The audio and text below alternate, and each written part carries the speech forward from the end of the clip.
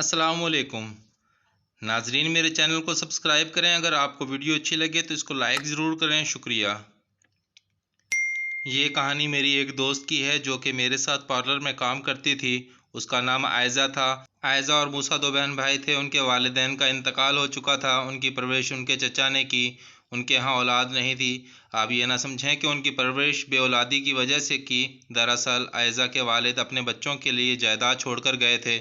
چچا نے سوچا اگر ان کی پرورش انہوں نے نہ کی تو جائیداد سے محروم ہو جائیں گے، کیونکہ وصیت کے مطابق جائیداد بچوں کے نام تھی۔ چچا اور چچی نے موسیٰ کو میٹرک کے بعد ہٹا لیا اور عائزہ کی بھی تعلیم ادھوری چھڑوانے کا ارادہ تھا، مگر عائزہ بہت ہمت والی لڑکی تھی۔ صبح کالج اور دوپہر کے بعد وہ پارلر جاتی تھی۔ پارلر والی باجی بہت اچھی اور مخلص عورت تھی۔ وہ سب بچیوں کی مجبوریوں کو سمجھتی تھی۔ عائزہ اپنی چچی کی ساری باتیں ہم سے شیئر کرتی۔ عائزہ ایک دن پارلر میں کام کر رہی تھی کہ باجی کا کزن کسی کام سے پارلر آیا۔ اس کی نظر عائزہ پر پڑی۔ اسے دیکھتے ہی وہ دیوانہ ہو گیا۔ اس کے بعد تو اس کا پارلر آنا جانا معمول بن گیا۔ ایک دن اس نے موقع دیکھ کر عائزہ سے اظہار محبت کیا۔ وہ تھی ہی اتنی پیاری، جو دیکھتا تھا وہ دیوانہ ہو جاتا تھا۔ اس لڑکے کا نام دانیال تھا۔ دانیال خوبصورتی میں کم نہ تھا۔ ہم عائزہ کو تنگ کرتے، کاش دانیال ہماری طرح بھی پیار کی نظر سے دیکھتا، اور عائزہ مسکرا کر شرما جاتی۔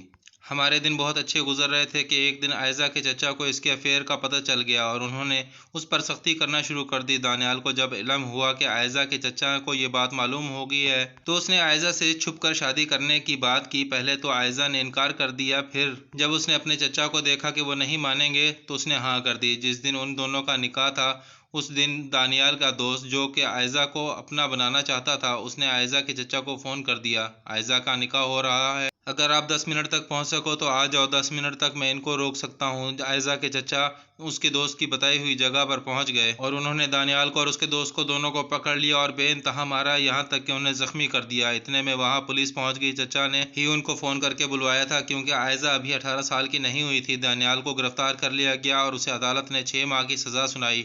ادھر چچی نے عائزہ پر ظلم کی انتہا کر دی۔ چچا چچی کے ساتھ اب تو بھائی نے بھی سختی کرنا شروع کر دی تھی۔ وہ اتنا تنگ آ گئی کہ مرنا چاہتی تھی، مگر ایک دن اس کی چچی نے اسے بے انتہا مارا۔ اس کے بھائی نے پہنچ کر چھڑوایا۔ اب بس کریں، اس کی جان لو گی کیا؟ وہ غصے سے بولی، ہاں میں اس کی جان لے لوں گی، اس نے اتنی بڑی غلطی کی ہے کہ جس کے بعد معافی نہیں۔ اس کے بعد تو عائزہ بالکل خاموش ہو کر رہ گئی۔ 6 ماہ بعد جب دانیال رہا ہوا تو اس نے عائزہ کو کہا، تم بے وفا ہو، جو 6 ماہ میں نے جیل میں گزارے ہیں اب اس کی سزا میں تمہیں دوں گا۔ تم نے میری زندگی برباد کر دی ہے، میں تمہارا قتل کر دوں گا اور تمہارے خاندان کو برباد کر دوں گا۔ جب عائزہ پارلر آتی تو وہ اس سے ملتا اور غصہ کرتا چلا جاتا۔ عائزہ دانیال کو بہت پیار کرتی تھی۔ اس نے اس کے دوست سے کہا کہ دانیال کے دل سے میرے لیے غلط فہمی دور کر دو، حاشر کچھ کرو، دانیال مجھ سے دن بہ دن دور ہوتا جا رہا ہے۔ اس نے عائزہ کو یقین دلایا کہ سب ٹھیک ہو جائے گا۔ ایک دن وہ پارلر آئی تو بہت ٹینشن میں تھی۔ ہم سب اپنے کاموں میں مصروف تھے کہ دانیال کا دوست آیا۔ اس نے آ کر عائزہ سے کہا، عائزہ جلدی آؤ، دانیال تم سے شادی کے لیے مان گیا ہے۔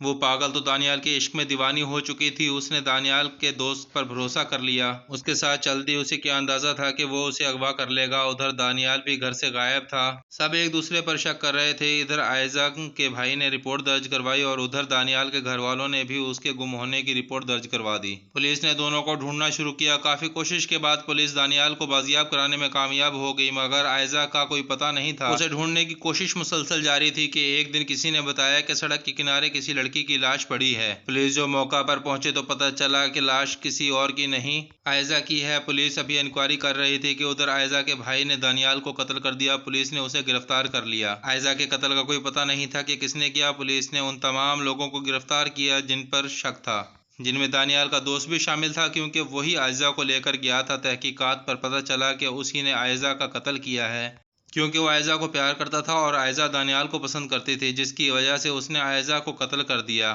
جب عائزہ کا پوسٹ مارٹم کیا گیا تو پتہ چلا کہ قتل سے پہلے اس کے ساتھ متواتر زیادتی کی گئی ہے۔ حاشر کو جسمانی ریمانڈ لیا گیا تو اس نے منہ کھولا کہ میں نے 8 دن تک اس کے ساتھ متواتر زیادتی کی، جب وہ میری نہیں ہو سکتی تو کسی کی نہیں۔ حاشر کو عدالت نے عائزہ سے زیادتی اور اس کے قتل ثابت ہونے پر حاشر کو سزائے موت سنا دی۔